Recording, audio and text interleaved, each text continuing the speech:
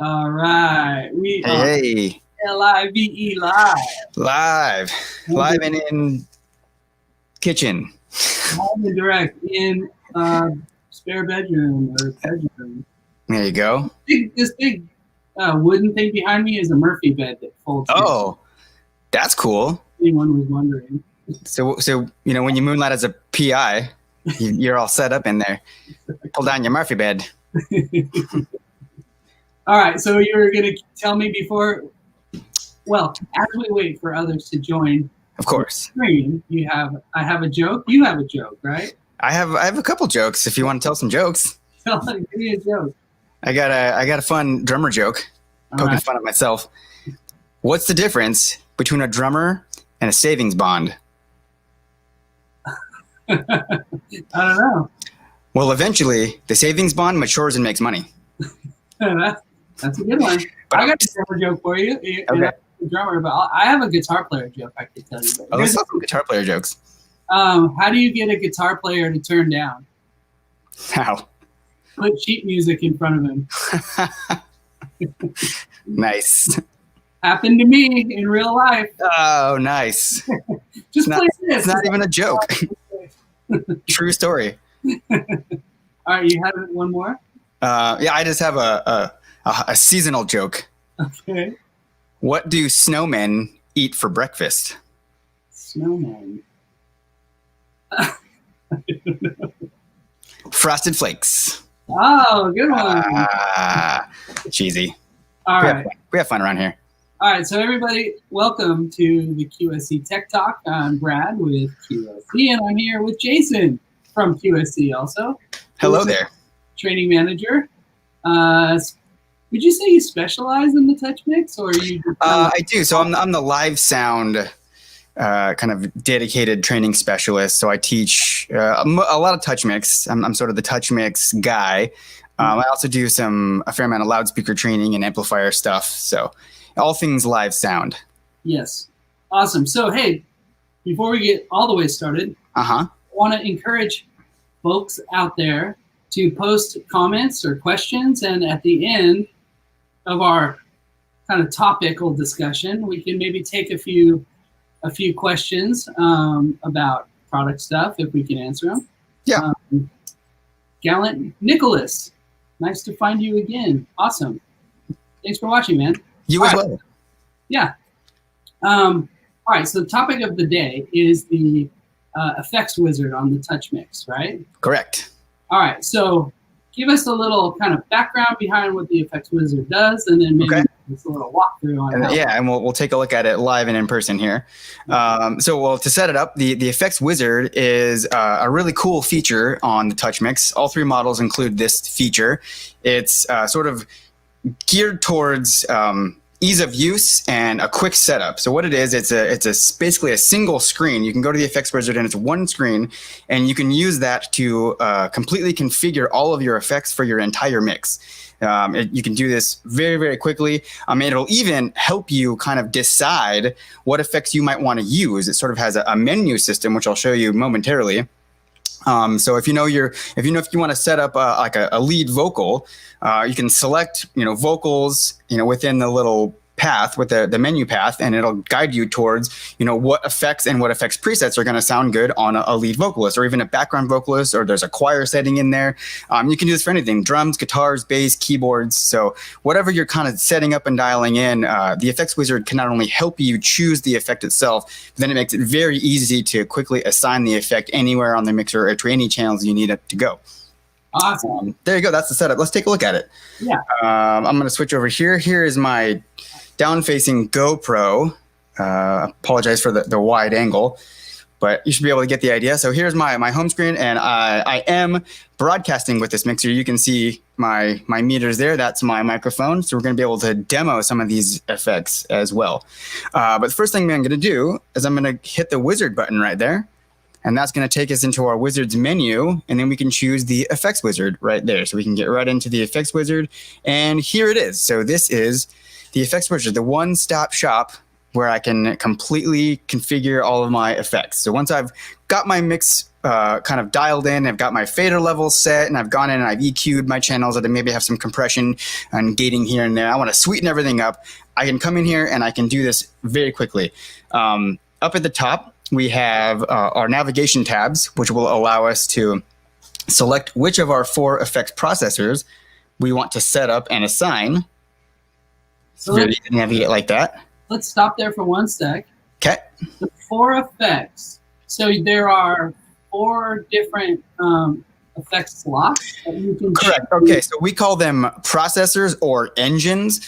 And in a sense, think of it like an insert. Okay, so there are 4 effects processors on the mixer. And I'll go back over here and I can kind of show you this. So if I go to the effects masters, so you can see I'll have my 4 channels here. Each one of these channels is an effects processor. Within each of these processors, I can assign or recall an effect. So here are all of our effects. There are 6 effects total. Okay, so we have a mono and a stereo delay, a dense and a lush reverb, a chorus, and a pitch shifter. So you can recall or insert any one of these 6 effects into the 4 available processors on the TouchMix 8 and the 16. Now, the TouchMix 30 has 2 additional processors. So that just means you can run 2 additional instances of the effects simultaneously.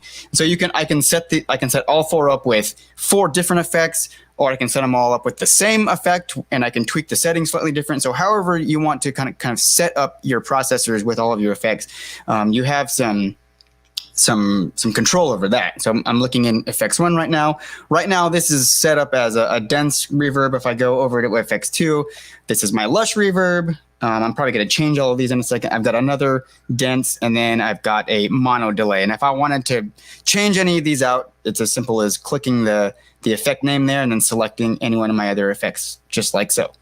All right, let's go back to the wizard. Perfect. So you can select in the wizard across the top, you've got your 4 effects, right? Correct. And Yep. You can kind of load the effect processor as you're using the as wizard. I go. Yeah. So these 4 tabs are representative of these channels here. So it's the same thing. So basically, when you're looking at the tabs in the effect wizard, you're looking at these 4 processors, the 4 inserts. So if we go back there, here we go. So here's effects 1. We'll go ahead and just keep it simple. We'll set up effect 1 with an effect, and I'll go ahead and show you how to set it up. Here is the menu system. If you're familiar with the TouchMix at all, if you use the presets, this menu looks pretty close to that. It's got like 3 menus that you can kind of select through that'll kind of steer you towards the proper presets. I'm going to go down here.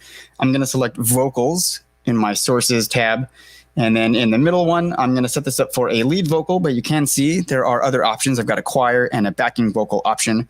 Once I've made my selection as to what I'm setting this up for, my final row here will give me any and all of the effects and presets that are going to work for what I've selected. So what we're looking at here are all of the effects that are going to sound good on a lead vocal channel. Everything from a chorus setting to our various reverb settings. We've got our dense and our lush reverb settings. Those are indicated by the D or the L in front of the preset name there. All the way through mono delays, stereo delays, and pitch shifter settings. So pretty cool. Let's go ahead and start off with a reverb. I'm gonna pick the concert hall just to kind of get an exaggerated reverb effect here so we can really hear it work. The concert hall is going to be a very, very broad, wide, kind of big reverb sound with a longer tail. So I've made my selection there. And now all I have to do is tell the mixer what channels I want that to go to. And using these assignment buttons here, I can do that for all of my input channels. I can even do that for my outputs, my aux outputs as well. We'll get to that in a minute. So first of all, I know that I'm going to want to put this on my microphone. And I've got my shotgun microphone channel indicated right there. If I select that, you should be able to hear that reverb right now. Yep. You hearing that, Brad?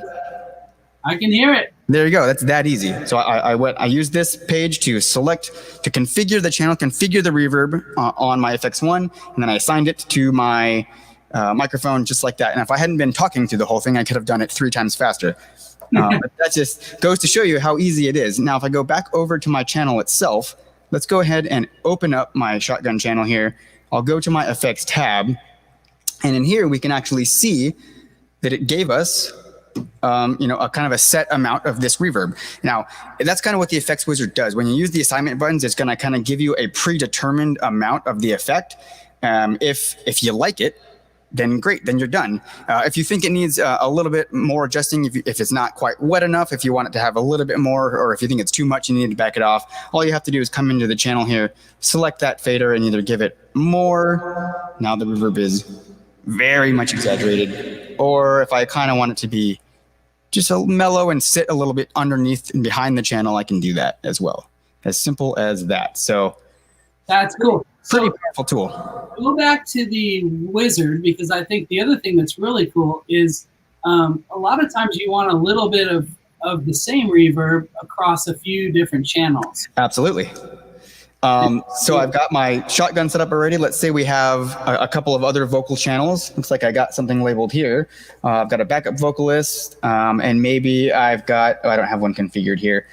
Maybe you've got a snare drum, maybe you got a full drum set and you want to add some reverb to the snare. It's very common to use a vocal reverb preset on a snare as well. They actually work very well together. The same preset you use on a vocal would work on a snare. So you could very easily come in here and assign that to your snare drum as well and be off and running. So all your assignment buttons are here like this. You simply select where you want that effect to go and you're off and running. Awesome. It's that easy. There's not much to teach. It's so easy. All right, let's add a little delay on there too. Let's do that. That's a good idea. So first, what I'm going to do, I'm going to go into here.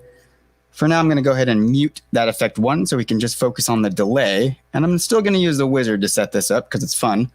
Let's go into my effect 2 and we'll set this up as a delay. We'll keep our lead vocal settings here and we'll select one of the delays. We'll go down to mono. Yeah, let's get a really big one. Let's go 320. There we go. So I've got my mono delay all set up, and I'll assign that to my shotgun mic. Sounds about like Prince's Purple Rain. Yeah, something like that. So you should be hearing that effect on my voice now. You got some good delay tails there. And same thing, if I wanted to really lay into this, I can simply go back into my effects tab here, and I can turn that way up, or I can dial it back a little bit. Now, on the right-hand side here, I'm going to pop myself in like this.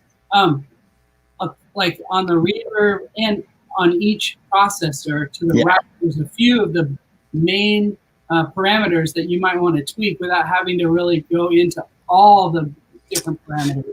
That's absolutely right. So yeah, what you're seeing here, depending on what effect you have recalled, are going to be sort of the two kind of most show critical parameters of that effect that you might need to affect or to change. In the case of a reverb, it's going to be your reverb time and your pre-delay or initial delay. It might be called different things depending on the effect.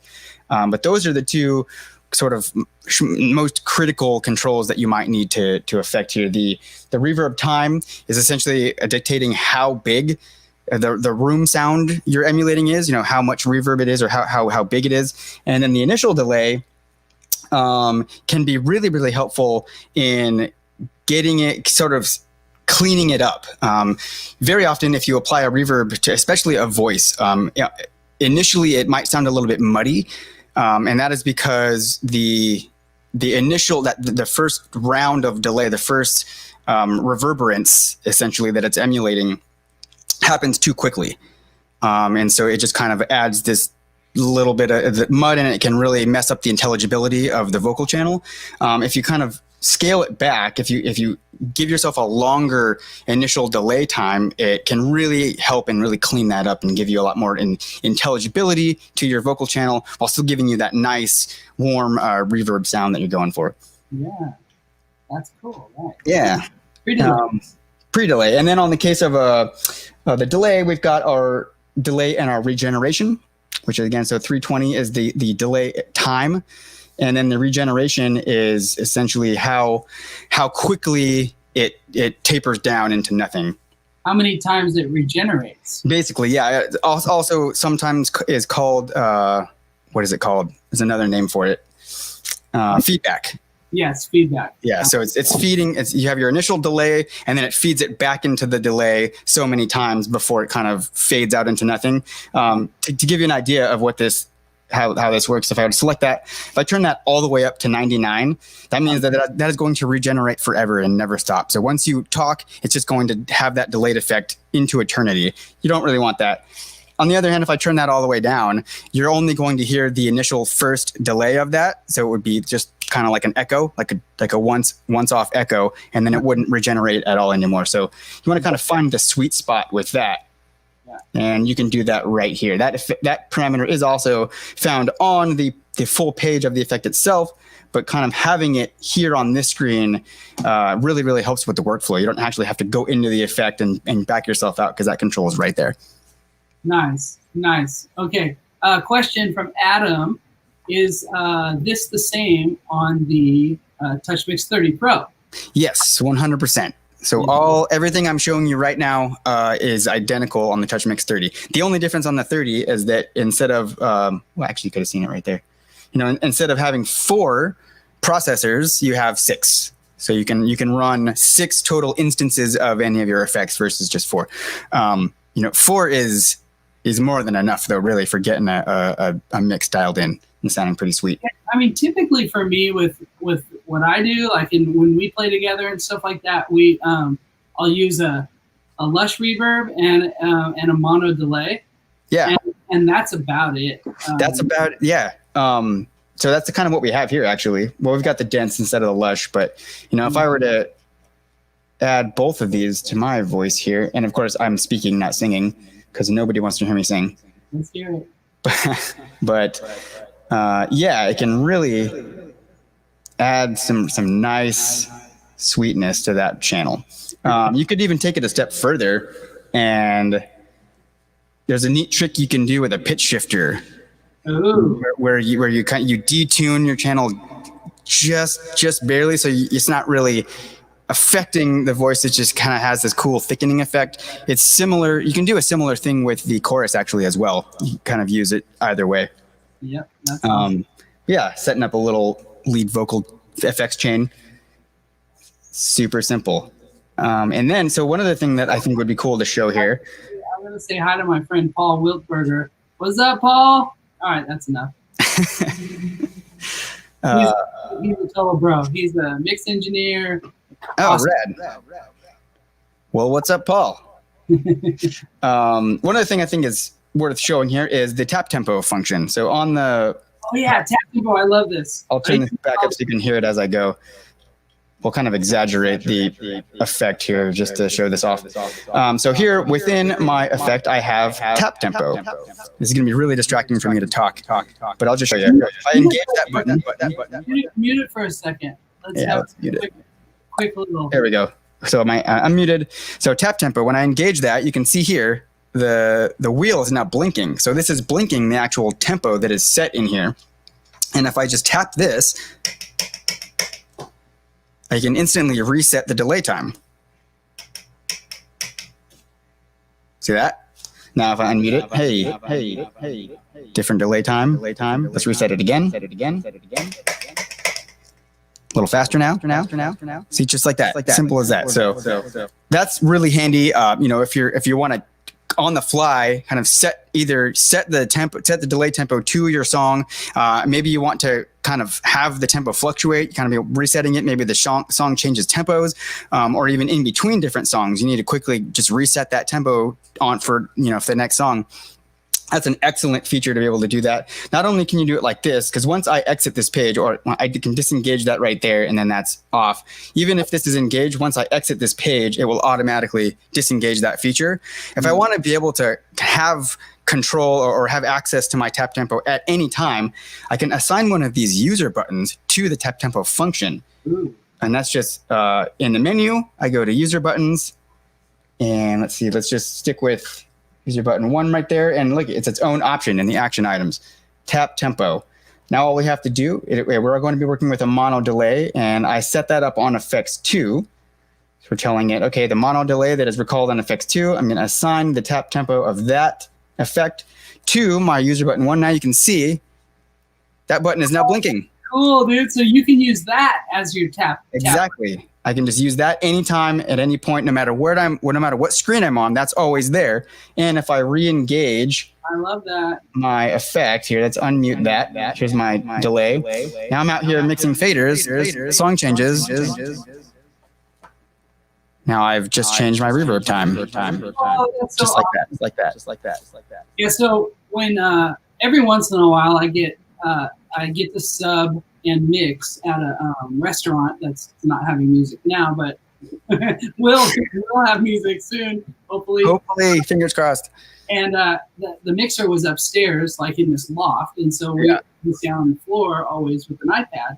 And Paul's asking, how does this work on the iPad? Which it works just about the same. Like on the right hand. I wish I had my iPad is at the office, and we're currently not allowed to go there because of the re-lockdown initiative. But yeah, I mean, essentially, it's going to look the same if you take a look at kind of what your mixer looks like. If you were to take a look at the interface on an iPad, it is basically you get this screen here, and then you do get kind of a sidebar section, which has all of these physical button controls on that as well. So you do have a user button. You don't have the wheel. It has two buttons. It's got an up and a down arrow, so you can basically it controls this, and you kind of just tap it up and down in 1 dB increments. And then you have your 4 user buttons still in that area. So it's the same thing. You assign it to the user button, and then whether you're at the mixer itself or using the iPad, you have it there at any given time. Yeah, the thing I think it's really effective actually if you're actually able to run sound like I know Paul does, and as opposed to running sound as the band member. Here, I'll put you back on, Jason.